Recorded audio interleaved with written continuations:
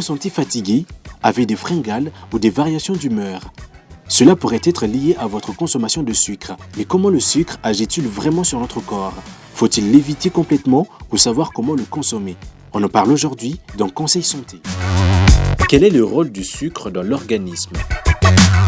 Le sucre, encore appelé saccharose, est un exhausteur de goût, c'est-à-dire un élément, un complément qui vient donc pour tonifier la qualité du goût d'un autre élément. Donc en mettant du sucre dans un autre élément, dans un autre aliment, on vient donc pour pouvoir tonifier donc son goût. Alors le sucre est très important dans l'organisme parce que le sucre va donc permettre à ce que l'organisme puisse se procurer de l'énergie. L'énergie du corps humain, l'énergie donc de notre métabolisme, de notre fonctionnement est en grande partie régie par le sucre que nous lui donnons. Donc le sucre va donc améliorer la qualité de l'énergie apportée dans le corps humain puisque les éléments comme la mitochondrie et autres vont donc s'en servir pour pouvoir faire fonctionner le corps de manière quotidienne et de manière répétitive sans arrêt. Quelle est la quantité recommandée au quotidien?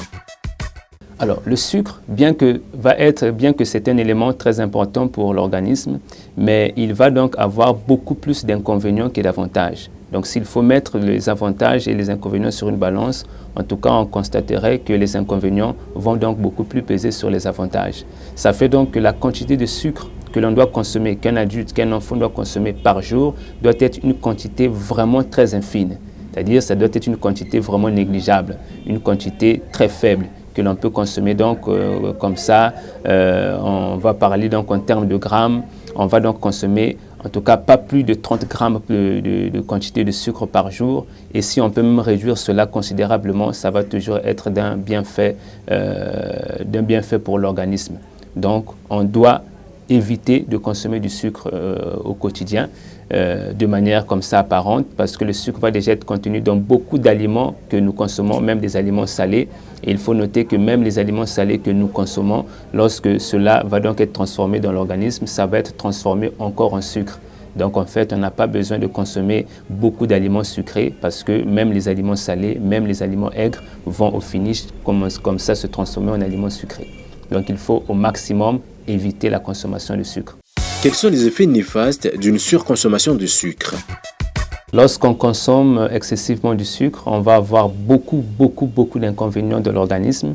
Ça va déjà commencer au niveau de notre système digestif. Quelqu'un qui consomme suffisamment de sucre va avoir des problèmes gastriques obligatoirement. Va avoir des problèmes d'estomac, des hoquets, des RGO, ce qu'on appelle des reflux gastro-œsophagiens. On va avoir des blessures d'estomac, des ulcères duodénaux, donc des blessures au niveau des intestins. Voilà donc les conséquences du sucre au niveau de l'appareil digestif.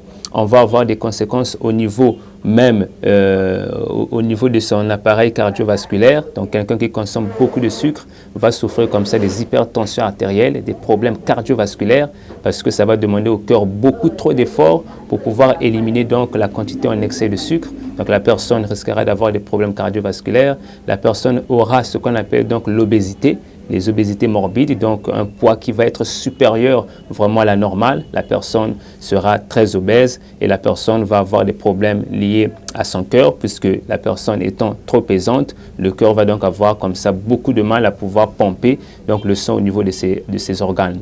On va avoir aussi des problèmes liés aux yeux, des problèmes ophtalmiques, des problèmes oculaires. Donc quelqu'un qui consomme suffisamment de sucre, c'est une personne qui va s'exposer donc à certaines maladies de l'œil, mais aussi à certaines maladies liées donc à la dentition, donc des maladies bucco-dentaires. Un individu qui consomme du sucre va quasi inévitablement souffrir de caries dentaires parce que son émail va être détruite. Il va avoir donc des perforations au niveau donc de sa dentition, donc des caries dentaires vont survenir. Donc en tout cas, consommer du sucre va emmener jusqu'à avoir donc des maladies métaboliques comme le diabète et qui est une maladie qui est très difficile à traiter. Donc le sucre, en tout cas en général, va être très néfaste pour l'organisme humain. Quels conseils pour réduire la consommation de sucre au quotidien sans frustration? Étant donné que le sucre va être considéré et est considéré d'ailleurs comme une drogue, c'est-à-dire un élément qui devient dopant, quand quelqu'un a comme ça commencé à consommer du sucre à outrance, ça devient très difficile pour la personne de pouvoir donc faire marche arrière, de reculer et d'abandonner donc cette consommation-là. Alors ce qui est conseillé, c'est de pouvoir abandonner la consommation du sucre de manière progressive.